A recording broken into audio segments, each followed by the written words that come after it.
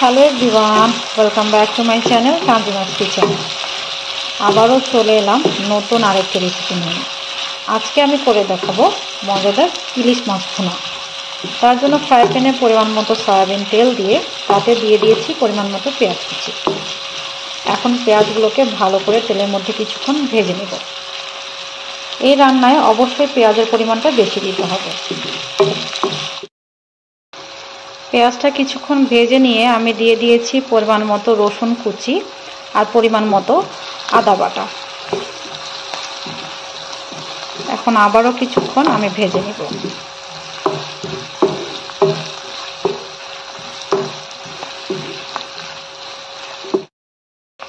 এরপর আমি একে একে দিয়ে দিয়েছি স্বাদ মতো লবণ, পরিমাণ মতো হলুদ গুঁড়ো, পরিমাণ মতো মরিচ গুঁড়ো, পরিমাণ মতো জিরা ও ধনিয়া গুঁড়ো।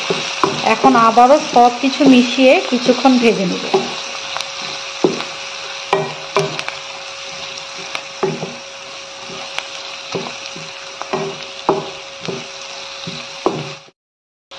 এরপর আমি দিয়ে দিয়েছি সামান্য পরিমাণে চিলি ফ্লেক্স। এখন আবারও সব কিছুর সাথে মিশিয়ে নিচ্ছি। এরপর আমি দিয়ে দিব সামান্য পরিমাণে গরম পানি।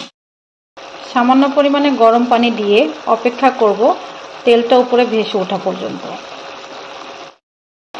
মশলাটা ভালো করে কষানো হয়ে গেছে, দেখতে পাচ্ছেন তেলটা উপরে ভেসে উঠেছে। এই পর্যায়ে আমি দিয়ে দিব ধুয়ে রাখা ইলিশ মাছগুলো। দিয়ে দিয়েছি ইলিশ মাছগুলো। এখন অপেক্ষা করব একটা পিঠ হয়ে আসা পর্যন্ত। 5 মিনিট হওয়ার পরে আরেকটা পিঠ আমি উল্টে দিব।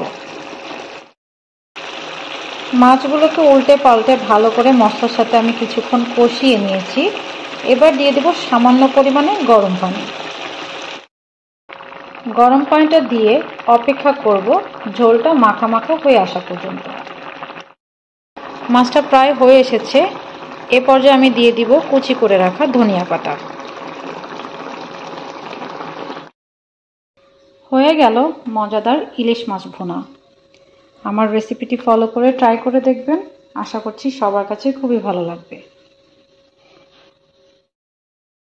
আমার আজকের রেসিপিটি ভালো লেগে থাকলে please subscribe my channel, like, comment and share. আজকে এ পর্যন্তই। আল্লাহ হাফেজ।